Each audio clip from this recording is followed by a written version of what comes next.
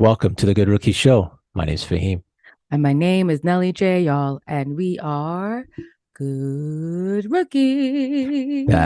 right. What's going on, everybody? Happy Good Tuesday. And guess what? It's the Good Rookie Yep, Show.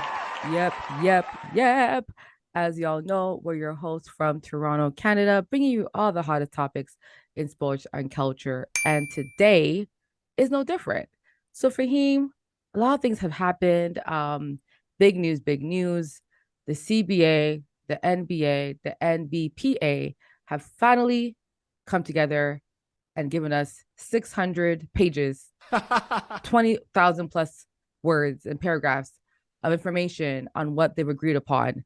Couple things I want to highlight before you jump in. We spoke about high school players being able to be drafted out of high school. That didn't happen. However, a few things that we mentioned in past episodes, like the in-season tournament, apparently that's going to be a thing. They're going to allow minimum games to be played in order to win postseason awards. There are things like positionless all NBAs, which the WNBA does that already. So I'm happy the NBA is doing that now and stuff like that. As well, I think players being able to invest in NBA and WNBA and sports betting, blah blah blah. So Fahim, let's take it away. Which points do you want to cover first, from what you've heard? All right. So first, you mentioned the many 6,000 whatever pages. A disclaimer: I have not read one page. I got the Coles notes. I saw the clip. Me too, brother. Me too. I didn't read all that Okay. crap either, but I got the time, dog. I got the time. I got the time. But Um, it's a 7 year collective bargaining agreement. So 7 years. yes, that is Mm-hmm.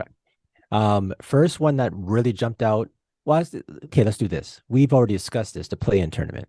Mm-hmm. Why don't you just give me your thoughts on the play-in tournament? It seemed to be kind of unpopular. I think when it first came out, where are you at right within that right now? Well, for me, it wasn't really as well unpopular. I just Hmm. felt that we couldn't add more games to these guys' workload, right? It's just 82 games is more than enough games. They have a play in tournament. Now, playing tournament at the end of the season, right? So the mid-season tournament, to me, I was like, are they gonna be adding more games in the mid-season? Right. I think the play-in tournament, we saw it since the after the bubble year. It's been successful.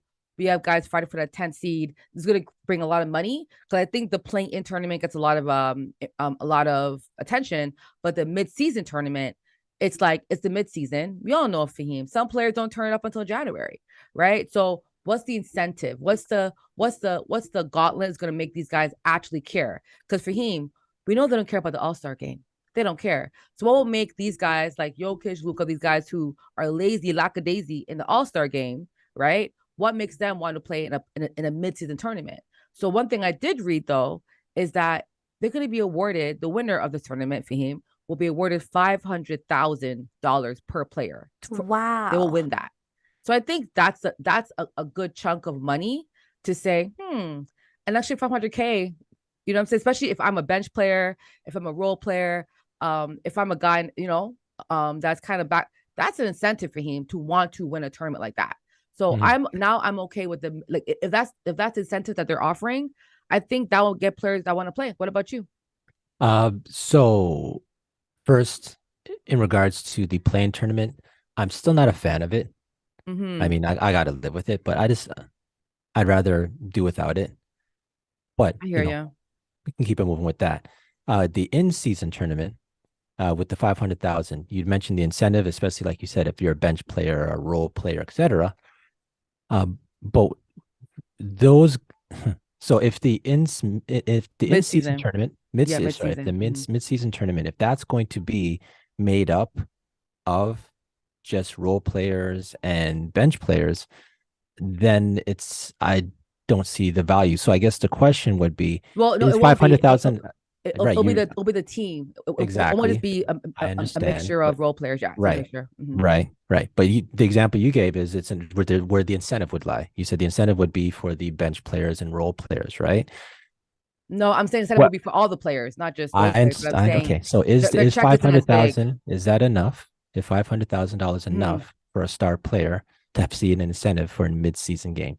I don't know, right? Right, The question will be the players will have to right, tell us, right? But right. I think that's a I that's $500,000, and it's mhm. extra money on top of what you're getting I paid, and maybe you understand. get that money right after the tournament. If you I get that money understand. in hand that month or the next month, and this will happen before Christmas too. So the holidays, that's just spending money to go partying or vacation with your boys. Like that's not a small amount of money. You know what I mean? So I think there's incentive to reward yourself to have fun. Yeah, I think so. Yeah, you think so? Mhm, Okay. mhm. Um, cool. So I guess the midseason tournament, where do you stand with the midseason tournament? What's your thoughts? I, again, like it just depends on the format. I heard rumors like they might have teams from other countries be able to participate in it, or something like that. I don't know. Like you know how they have the championship league. They may have like other maybe winners of other leagues come and play and compete against. Like remember I feel like which team didn't an NBA team play a team in Europe, a European team? That's what that happened this year. It happened Mm, maybe in a preseason, yeah, I but know there was there's a game there was couple a of them, right? yeah game. So What game was it? Where was it in Europe? I it was forget now. somewhere in Europe. Um, But I know NBA team has played a European mhm. team, stuff Right, like right, that. So they might have an invite for teams out of the states to come in and right. play and participate. And Hmm. then the teams who want to, I don't think it'll be a mandated tournament, Faheem. I think it's a good tournament for teams like Houston, teams that are have younger guys that want to up and coming. Like I don't think it'll be a mandate. Everyone must play in a tournament. I think it'll be an optional mid-season tournament, and the format might be an optional thing. I can't see them mandating it, but again, I didn't read the closure of the midseason, what that includes, but I know the midseason tournament is there Hmm. and it will happen before Christmas. That's all I know. So the Okay. details as to whatever, how it's going to Hmm. work, I'm not sure yet. But Hmm. I just think that if they have external teams coming in, you know, NBA players have pride, right? So Hmm. if they're coming in, if guys that want, you know what I mean? Like it can make it very interesting. If it's open to like, I don't know, like G League type, like NBA G Ignite. So it can make things interesting, right? They can make it really interesting. But then the day, I just think making 500K per player, a lot of players will want that, not because they need the money, but because why not? It's free money. Who Hmm. doesn't want free money for themselves, right? Or goes to their charity. They could put it towards an investment, you know, a foundation, whatever they want to do. So I think that's a lot of money to play with. So it's interesting. We'll see how this plays out, but keep in mind we were talking about players who we were finding a way to find incentive for them to even come to an all-star game, you Not know, come, but even want care about it. care But keep about in it, mind, right? Like to play, they to don't get actually, paid to play though in the All-Star game. There's no money right, there. It's a right. volunteer type thing, and then Hmm. each quarter, a group wins it, but they don't like. There's no ROI for players in the All-Star game. That's the issue. They're Hmm. not getting anything back. Before Hmm. the All-Star game was where guys like, hey, I want to show you that I'm better than you. And it was the East Hmm. versus West. It was more for a pride and ego thing, right? Which to a lot of men, ego and pride is priceless. But now with the LeBron versus Kevin Durant or Giannis, that's lost. It's lost its magic, right? Right. So I think the All Star game is a different beast. I just think with the mid tournament, if imagine they were giving everyone an All Star game, if you score 10 points or more, we're gonna give you 500K. Like, yeah, they're gonna play their Hmm. ass off. You know what I'm saying? Or Hmm. the MVP is gonna win $1 million plus a trophy. Yeah, they'll play their ass off. But right now, there's no type of incentive monetary wise, right? This is for the fans, by the fans, and to like say thank you for supporting our league. But the players have missed that message, right? They think it's about themselves. That's the problem with the All Star game.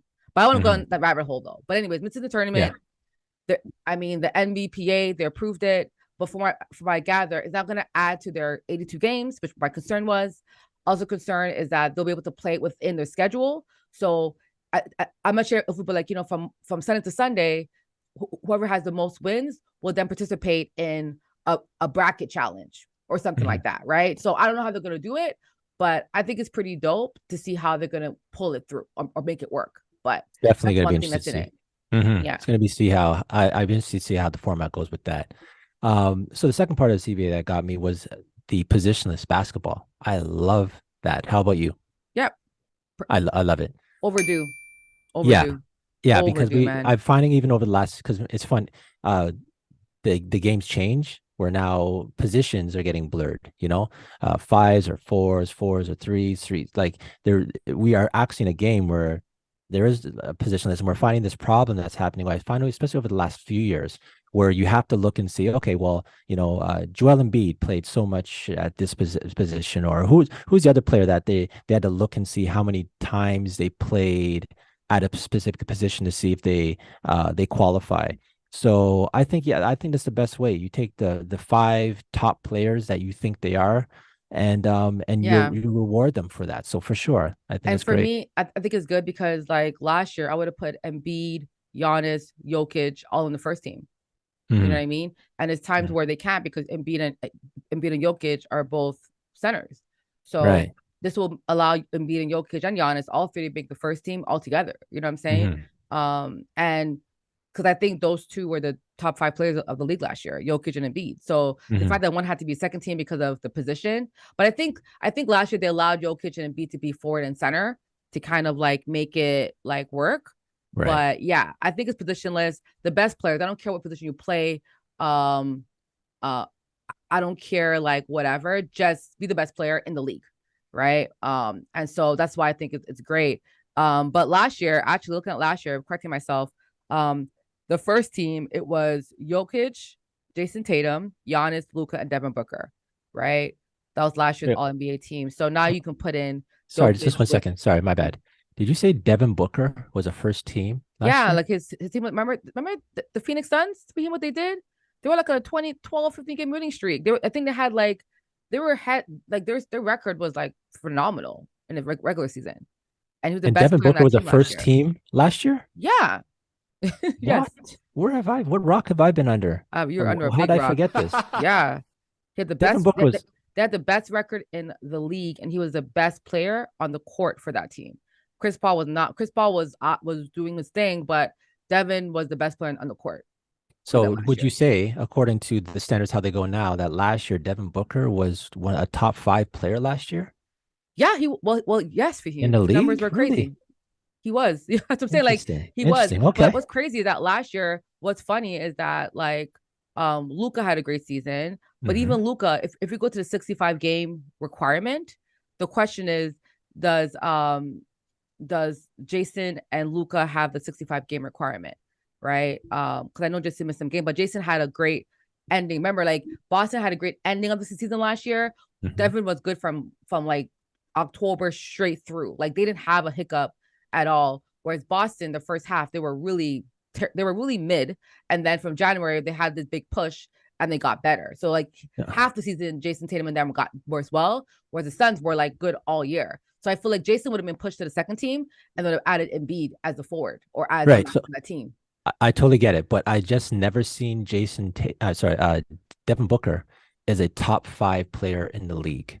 Last You year he know? was, yeah, his Wow. team was the best team Bro, in the league. even like no, okay, but once again, you're reflecting back to the team, right? Yeah, Teams but aside, but but hold, remember it's an in season award. It's not I right, but yeah, Devin Booker's numbers was top five. I mean, I I'm get not that. I sure. get that. But once again, Yeah, I just never saw Devin Booker last year as being a top five player. So I would list last year five players. Devin Booker would not be one of my top five players that I thought was the best five players in the NBA. That's and that's fine. Like that's her yeah, opinion, right? for you thought like last year, you thought Devin Booker was the top five last year. Well, his Numbers aside, team record no, aside, no, players. Did I get ask? no, but Okay, the I thing think you're about missing what I'm asking though. but no, I know Okay, you're asking me, but you can't give okay. me criteria. It's my criteria. I can base my criteria on what I want to, right? You No. ask my top five best player, like Mhm, in terms of what he did last season, mhm. with especially with what they did winning beating up teams. If you watch those games for him, he was the best player on the floor. He was matching up a lot with the Warriors, matching up Denver, matching up Philly. Like he was legit torching teams. So my thing is that like I understand like you're shocked about it, but last season he was that guy. Like he was doing really well. And on the for example, right? Like for example, like when we say Milwaukee, Giannis being the best player in the league, right? Because his team was dominating. They actually won so many games with him, and they're number one in the Eastern Conference for many years. So yes, you have to look at the team success and what he do for the team. But Giannis' skill set isn't like crazy. Joel Embiid has more skill set than Giannis, but we still have Giannis in our top five because his team and what he does for that team is dominating. Right. So So we can't just do it for Giannis and not for Devin Booker. Like Devin Booker so to me, with that team, what they did, and keep in mind, Chris Paul missed a lot of games last year, and he was still winning with winning and putting the team on its back. You know what I'm saying? So yeah, like Devin Booker last season, his performance in the season, he was top five. Like him making Mm. the first team wasn't a shocker to me. I wasn't Wow. surprised. Last year, I think if you were to ask me who are the five best players in the NBA, I probably want to go to KD, LeBron, Joker, Giannis. So there's a fifth guy in But what's there. crazy, The fifth guy wouldn't. But Okay, go ahead. LeBron only played 56 games last year, so he wouldn't qualify at 65. Right. Kevin Durant played No, no, 55 games, but I they're get better it. skilled players. Like, yeah, Mhm. but again, the best players are guys. Listen, we know Kevin Durant, LeBron, those guys are great players. But I'm talking about the best players in the season last year who played a lot of games and had team success and had numbers to back it. That's why I look at the best player in a season. That's what I'm saying. Like in a season, it's not just about like, oh yeah, Joel Embiid is a great player. LeBron, yeah, those guys are all great players. I'm not denying that. You know what I'm saying? Like they're top five players. But last season, Devin Booker being the top guard in the league for what he did Mhm. for that team, like it makes sense, right? Trae Young, great guy, great success. He can do it all, but his team is not successful. So to me, I can't negate winning for him. I can't like. I can look at players and how they do, but winning matters. It's basketball. It's a team sport. If you're having all these high numbers for him and your team is 10th and ninth, what are we talking about? Like I'm not gonna reward guys for being good players if their team cannot make it to over the hump. Like I'm sorry, that's just my opinion though. Mhm, mhm. Okay, and the last one, let's go to you mentioned the player minimum of to be eligible for an 65 award, games, which is and a lot of these 65 guys wouldn't have games. made it last year. LeBron Right. did it. LeBron 56, Kevin Hmm. Durant 55, Hmm. John Morant 57. Those three would not have been on any All NBA team, and they made it last year. So all three would So, have been removed. You and understand? that's what we're discussing this year in regards to load management. Even Steph Which Curry had 64 games last year. He would have Mhm. made an All NBA team. I think it's So important. Yeah. when we discuss load management this year, and what ways could they possibly get around load management, I think the league hit it spot on with the perfect solution. I didn't see this one coming in regards to having a minimum amount of games. I think that's a great solution.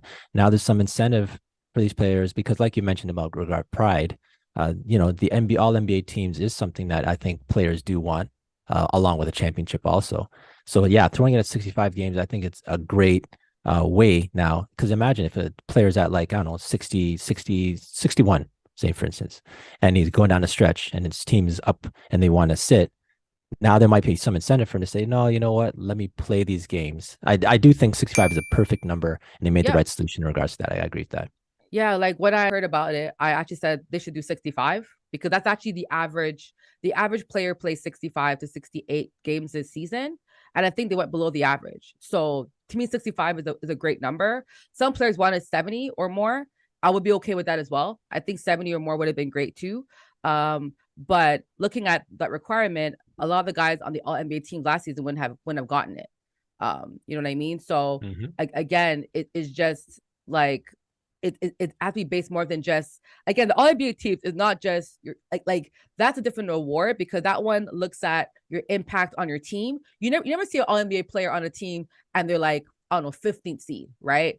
If that was the case last year, what was it? A couple guys that were on bad teams, or a lower seeded team wouldn't have made it. But if everyone that made the All NBA teams for him were either in the playing tournament or playoff, right? So you don't get rewarded if your numbers are crazy, but your team is like 11th or below. You know what I'm saying? So the All Mm-hmm. NBA rewards it does counter into like team success as well as well as your numbers, right? Are Mm-hmm. you impacting winning? So Yeah.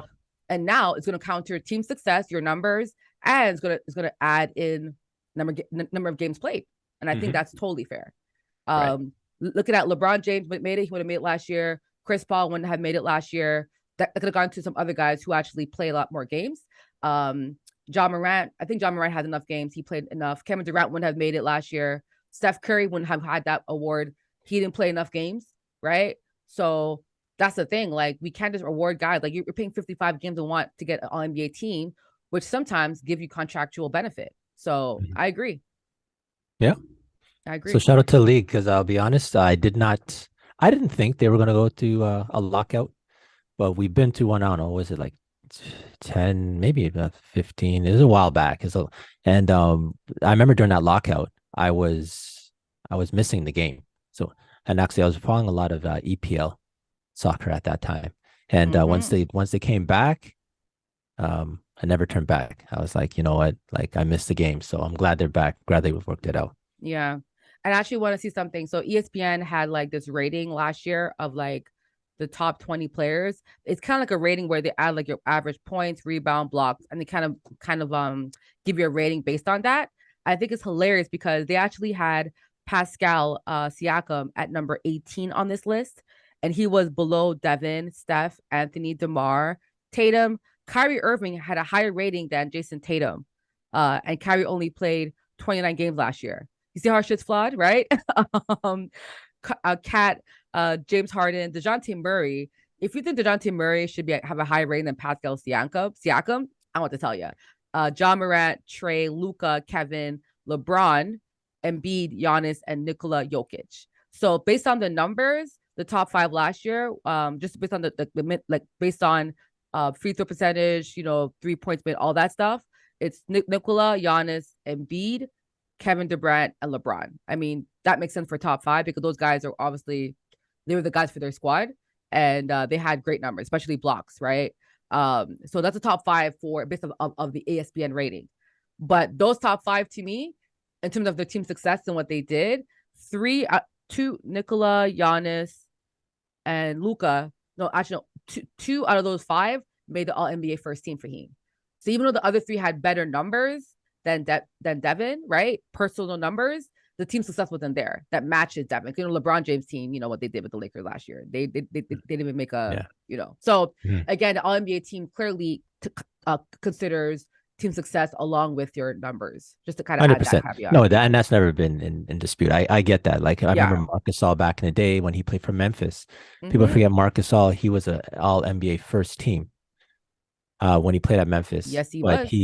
He was never a top 5 player. So I mean, that's kind of example what I'm kind of leaning toward. Like you could still be a first team and not be a top 5 player. So I guess usually with the top 5 first teams, I'm usually on board with who they have to say, okay, well, they might be close to, but I have a feeling like now I'll use this as an example where I think Devin Booker last year is much like Marc Gasol was 15 years ago when he was a first team, just somebody who, like you said, the numbers, the team record, the all-around season. But wow, that's kind of shocking. Anyway. Yep. And Devin played more games than LeBron and Kevin Durant, right? As that's why I'll give him that nod. Like, but again, like for me, top 5 in a season versus top 5 overall are 2 different lists for me. So there's guys that I would think top 5 in the season this year that aren't top 5 players in the league, but they're top 5 this season because like they're going crazy. You know what I'm saying? So in season or how you play this season doesn't reflect, like, for example, like Kawhi was top 5 in the championship year. Like he was top 5. He was crazy. But after that, he hasn't really been a top 5 in the league based on just his availability, him playing enough games. You know what I'm saying? So you could be a top 5 guy, but not be on any list, right? Whereas Kawhi Leonard, we know he can do those things, but his numbers don't reflect that because he didn't play enough games, right? Well, at least we know now that Kawhi Leonard, his All NBA teams are behind him. He will never see one for the rest of his career. He doesn't play enough. He will not play enough. Yeah, he won't see anymore. Yeah, even Kevin Durant, LeBron, they don't play enough games either. Anthony Davis, you know what I'm saying? AD last year he played 40 games. He's not seeing another one. He won't ever see one. And when he plays, he's impactful. It's crazy, right? Doesn't play enough games. Right. So yeah. All right. Nice. Shout out to the league. Shout out to CBA getting it done with this collective bargaining agreement. All right. On this note, let's go to For the Culture. For the culture, we like to highlight individuals for the culture. And today we get to highlight a man from Scarborough, born in Scarborough, but Markham stayed trying to claim him. Andre DeGrasse.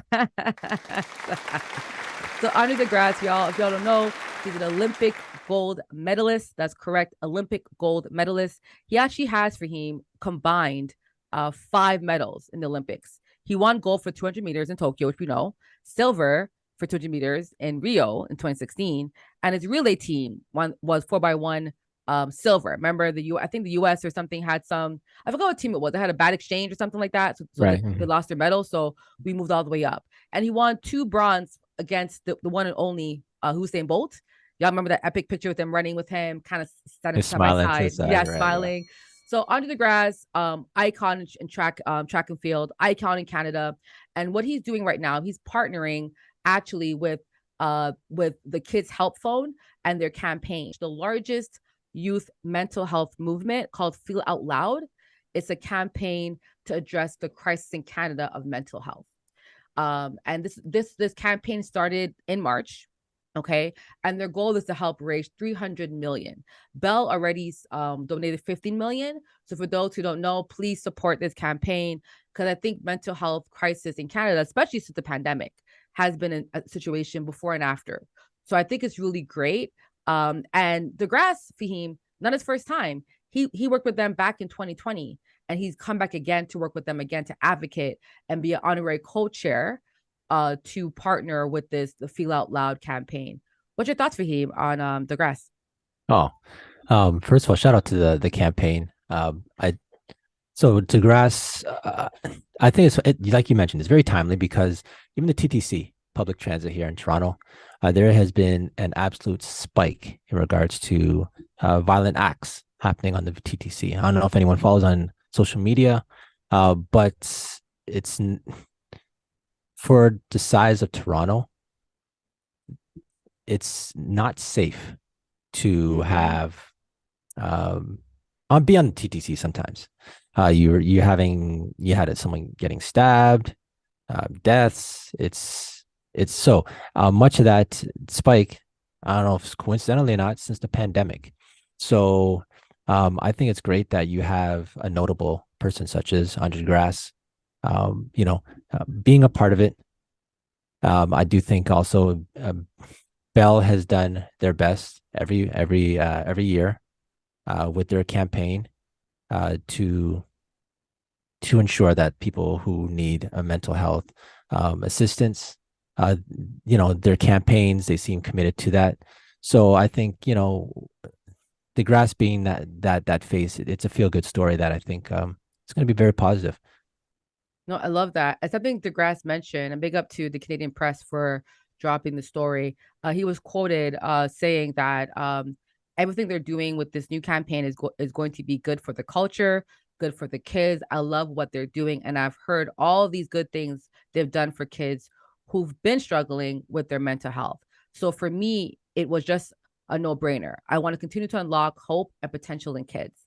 And he continues saying things like how what he does on the track, the mental part is as important as the physical part. And I totally agree. We see it with people like Ben Simmons and other players in NBA and other sports. DeMar spoke about it. Kevin Love spoke about it. Mental health is a big part of athletes' lives. And now teams are hiring mental health coaches within the team to help address those situations. Boucher mentioned that as well, that he actually met with someone to deal with his mental health as well with the Raptors. So all these things unlock potential, unlock growth. And I think look at Boucher, Boucher is doing so well. Yeah, because he unlocks his mental strength. And that's why we see him attack the court in a different manner every day. That's why I think sometimes we have to give players grace because, like, you know what? They're dealing with things that we don't see, right? Off the court. So big up to DeGrasse, y'all, for the culture, always doing great things. He's always helping the culture, Toronto. Big up to hashtag Feel Out Loud. Woo! Feel Out Loud, Faheem. That's the campaign. Their goal is to raise 300 million. We are now in April. So hopefully, they can raise enough by, I think the date they're trying to raise it for is by the summer. I think maybe June. So hopefully they can get to that number. But for you, Faheem, trivia. How many Canadians have won gold in track and field, do you think? The history. Now, when you say track and field, you're not talking because we're talking about the crowd. You're not talking just 100 meter, talking in general. 100 meter, 100, 200 meter, 1500 meter, 5,000 hurdles. Yeah. The top, weight throwing, high jumping, all that. Oh, wow. Javelin, shot put.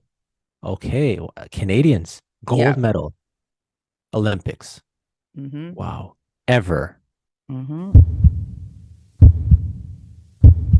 Gold ever, track and field. There's got to be I'm going to go with 150. 16. What? You said what? Yep. So, and the thing, right? Canada's not really known to be good at track and field summer games, right? We don't really invest in these players. We don't really invest. But as of late, as you can see, it's more of a thing. But back in the day, no. So I'm gonna go through this list because I was like, what? So we have Etienne, weight throw, 56-pound men, gold. George Orton, 1900 Paris, gold. Ethel Smith, that name Ethel, the relay team, in 1928 was Ethel Smith, Fanny Bobby Rosenfield, Jane Bell, Myrtle Cook, gold for the women's 4x100. I had no clue we had a 4x100 women's gold team. Did not know. Bruni, Saran Carlton, Carlton Chamber, Donovan Bailey, Glenmore Gilbert, Robert Esme, 1996 Atlanta, 4x100 men's gold. Remember that relay? That was a fun relay. George Goulding in 1912 Stockholm Olympics, race walk, 10 kilometers men. I didn't know we had a gold medalist winning in the race walk 10K for men. Mark McCoy, 110 hurdles. Yeah. 1992 Barcelona. We got Earl Thompson, 1920 Olympic Games, also hurdles, gold. Ethel Cartherwood, high jump woman, gold in 1920. Ethel was in the. Ethel was also on this. Ethel. We have two Ethels. Ethel Catherwood, and Ethel Smith, both ladies who won gold in different sports. Ethel was a popular name back in the early turn of the century. Wow. Exactly. Derek Droon, he was a high jump champ in 2016. He won gold for high jump for men. Duncan McNaughton, gold in 1932 Los Angeles Olympics for high jump for men. Of course, Damien Warner, we saw him winning gold for decathlon for men. Under the Grasse, right? 200-meter gold for Tokyo. Percy Williams, 200 meters in 1928 Amsterdam. And Robert Kerr, 200 meters, 1908 London. Donovan Bailey, 100-meter gold medal. And Percy Williams, 1928, 100 meters gold medal. So we've only had two men in history of Canada's track and field to have gold in 100 meters. And what's crazy is that I'm saying that because Andre de Grasse's goal is to beat Donovan Bailey's record in the 100 meter. That's what he's working towards. So let's see if Andre can get it done. Only 28 years old, young guy. Let's see if we can make it for him. But yeah, just wanted to kind of give you all some Canadian history on track and field. We're not the best, but we have to, acknowledge that we got at least 15 guys who won gold. At least 15 events. We won 15 events in gold, which is nice. But in the last 100 years, 100 plus years, only 15 gold medalists in track. Yeah, not the best. Yeah. So when you say track and field, if you were to say Canada's history for just running, like, 100, 200, 400, like any of those, you said 15. I think that would be a respectful number. The fact that we're throwing in all the field events also. Everything. And high jump. Everything. Oh, man. Everything. Yeah. That's depressing. But what's uplifting is what Andre de Grasse is doing with Bell in this campaign. Shout out to Andre de Grasse. Shout out to Bell Canada. And I see nothing but success with this. Yeah, I agree. 300 million. That's the goal, y'all. Let's get it done. Get it done. All right.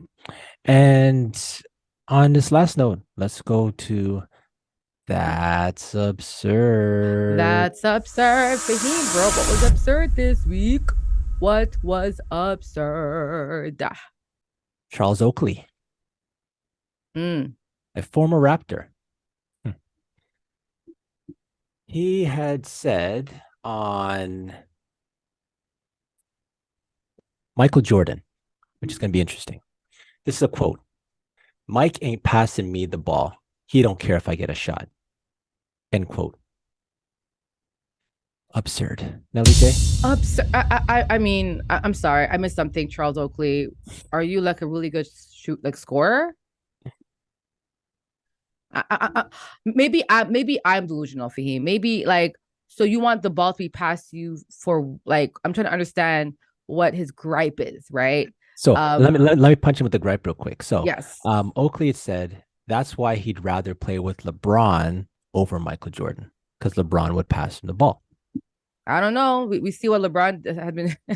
That's the thing, right? It depends, which LeBron, young LeBron, old LeBron. LeBron went through different phases of his game where he would just pretty much drive. Yes, he tends to pass more for a superstar, but it doesn't mean that like MJ never passed the ball. But I remember, I think it's the issue with context, right? Context matters. So he played with Michael Jordan when Faheem. He played with Michael for only 3 years, and that was from the 85 to the 88 season. That was young MJ. That was scoring title MJ. That was MJ back in the day, and he was younger. So you're comparing an MJ you played with when he was very young to a LeBron 20 years is weird to me. That to me what's absurd is the comparison. Like the context matters because you played with MJ when he was really young for 3 years, his first 3 years in the NBA. You're gonna compare that MJ to the LeBron of today, who is 20 years in the NBA. Freaking third. On top of that, I'm looking at Oakley's number. He's a average 9.7 career a game. With the Bulls, though, for him, what's funny for him, with the Bulls, he had his highest points per game in his entire career was playing with MJ. He averaged for him 14.5 points in the 86-87 season. So his best numbers in his life, for him in his life in the NBA was playing with MJ. But yet Also, you want to slander MJ. What are we talking about, Faheem? Can I also add he had his highest rebounding totals also while playing with MJ. And his highest 3-point percentage with MJ. So again, Faheem, this is my concern, right? Like people just talk off they want to talk, right? You can't be mad at MJ when he's giving you your best numbers in your career, brother. Absurd. Absurd. I think we should. But also too, right? Like, and also I don't want to knock LeBron. Like LeBron is a great guy to play with. MJ, you can play with MJ. But at the end of the day, to say you prefer playing with LeBron, we don't know what that looks like. We don't know. Because in Toronto, you average like a single, a triple single. And then like with the Knicks, you had some moments, right? Okay. Like, but again, like I just think that it's unfair that he is comparing. Okay, my bad. It was 14.5 with Chicago and 14.6 with the Knicks in so by 0.6, the Knicks was his best point, like points wise, but right after that, it's with the Bulls. So again, my issue with this like rhetoric is that also Oakley, you were very young when you came in the league. You came in the league in 85. So around the same time as MJ. So I just think that it's just kind of unfair for him with his big age to make a comment like that. That's so absurd, very absurd. And everyone knows Faheem, if you're doing an interview, you always ask them about MJ and LeBron because that creates like likes and retweets, whatever. So I'm not blaming him because I don't know if he brought it up. I didn't watch a full interview, so if he did, let me know. But my thing is that like the MJ versus LeBron, gotta stop, man. They're both great. Let's just dead it. But it is what it is. But we are here, right? We are here. Yeah. And this is not a shot at Oakley and his game and his career, actually. Great player. I think it's very much kind of a know your role situation. Keep in mind, Oakley, he had Pippen, he played with also, he had sharpshooters, BJ Armstrong, I'm sure played with him at that time, maybe Steve Kerr. Like there's just that team was just, I think there's too much to go around. And I think he played his role to his best visibility. And that's why when he went to New York, he was able to get the double doubles that we've known from him. But Faheem, he got double doubles in Chicago too. That's why I'm confused. He had double doubles in Chicago. He actually had higher double doubles. He was averaging 13 rebounds and 14 points, 13 and 12. Then he went to 10 and 12, 11 and 14. Like, you know what I'm saying? So my thing, and then 11, and then 12 and 11. So he had double doubles before he went to the Knicks. That's why I'm confused. He's acting like in Chicago he had like all these bad numbers, and then Knicks he just blew up. You know what I'm saying? Right. Like kind of when you make a comment like that, it kind of feels like maybe he's insinuating that maybe playing with MJ might have held back anything from his career. And I don't think that was the case. I don't know if I think Oakley was a one-time All-Star. I don't know if playing with LeBron would have changed that much. Nah, it wouldn't. Like get a decent mid-range. I'm not gonna. He wasn't like it wasn't like LeBron playing with Tristan Thompson, for instance. Tristan Thompson, you knew your role. Just come in, rebound. That's it. Oakley can give you more than Tristan Thompson. That would be disrespectful to say he'd be on that level. But just the fact that he thought that I would have rather play with LeBron. I'd rather you play with MJ when he was like a child. What are we doing, man? Come on, Oakley. Yeah, LeBron's a grown ass man. And also I think it's unfair to compare these guys because they both have different styles of play, right? LeBron, we know, passes first. In the clutch, he passes. He wants to give it to the right guy, and that's fine. In the clutch, MJ wants to take that shot. He likes to be the guy to close out the game. Doesn't mean that LeBron isn't as good as MJ and vice versa. They both have different styles of play and philosophy for him to approach the game. You know what I'm saying? So we got to stop this. Like, they're two grown-ass men that play basketball, and they play it their way. And they played their way in a great way, Faheem, in a great way. Right. So Oakley just looking for attention, man. I mean, whatever, man. Oakley, you came to NBA, you were impactful, you did what you had to do. So let's keep it there, right? How about you say, you know what? I would love to play with LeBron. I think he'd be great to play with, and end it there. Not say, oh, I'd rather play with LeBron than MJ. Like, get out of here, bro. Absurd. Absurd. We'll end it there. Shout out to Oakley, though. Much love. Shout out to Oakley after I did that. Shout out to you, Oakley. Good job in your career. You know what I mean? He's a veteran still. He's a veteran still. So good job. Good luck to him. Much respected veteran. Yeah.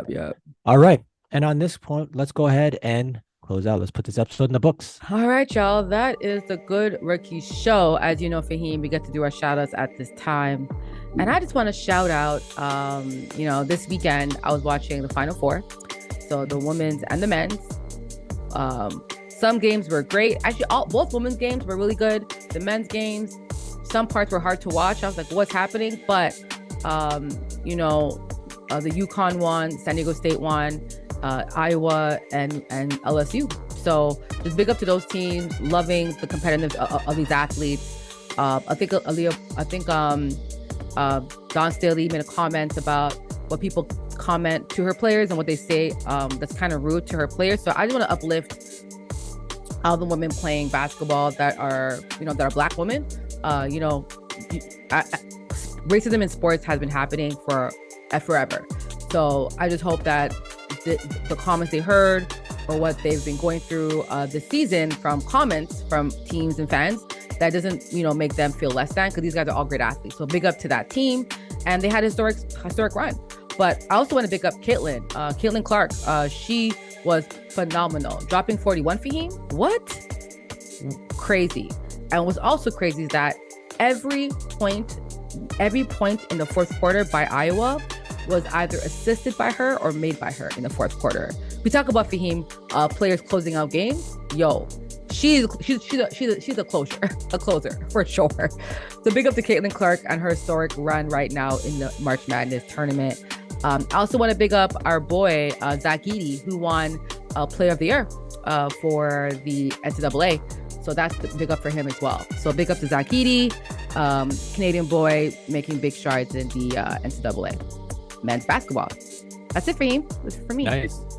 Nice. In regards to shout outs, I was thinking of going with Bronny James. Reason why is Bronny James, he's made over $7 million before getting into college. I know we discussed Bronny when we had Matthew on just a few weeks ago. The fact that, with this new NIL situation, name, image, and likeness, the deals that these college players are getting, the fact that, he's the highest paid NIL college player, $7.2 million. Second, and actually next up is Arch Manning. I don't know if you heard this. That's Peyton Manning's son. Not his son, nephew. Not his son. Nephew. Oh, nephew. The whole time I thought it was his son. It's his nephew. Oh. No, not his son. No. Oh, okay. No, I was like, no. So, that's his nephew. Not his son. Nephew. No. Yeah. Oh, okay. So, was there a Manning that played in the league? That's his dad, or if he's his dad. Yeah, his dad. So his dad's name is Archie. His dad played. Archie Manning, his father. His father birthed football children. Two became Super Bowl champions, and then those kids, one of their grandkids is Arch Manning. He's we can call him Arch, not Archie, but name's Arch Manning, and he's the nephew of Peyton Manning.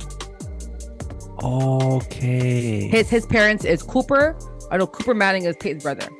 That's his dad. Oh, okay. Thanks for cleaning that up. I did not know that. No problem. I'm here, brother. I'm here. No worries. It was his son. I was like, wow, football really runs. If that was his son, I mean, he'd be going to Tennessee State no matter what. Like, that would make him go there. But nah, No, it's his nephew. It's his nephew. All right, his nephew. So okay, cool. So he's at $3.7 million.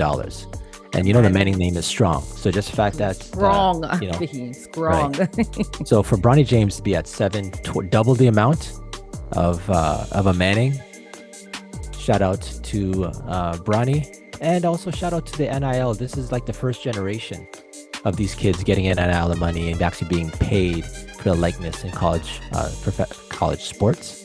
So shout out to that. Oh, for sure. I love that. Both kids are kids of stars and family of stars. So it makes sense for sure. For sure. All right, Nelly J. So let's put this episode in the books. That was a good rookie show. If you had a good time and you enjoyed yourself, please like and subscribe and tell friends to tell a friend. Faheem. We are on all platforms if you're looking for us. That's a good rookie show. We out. Peace.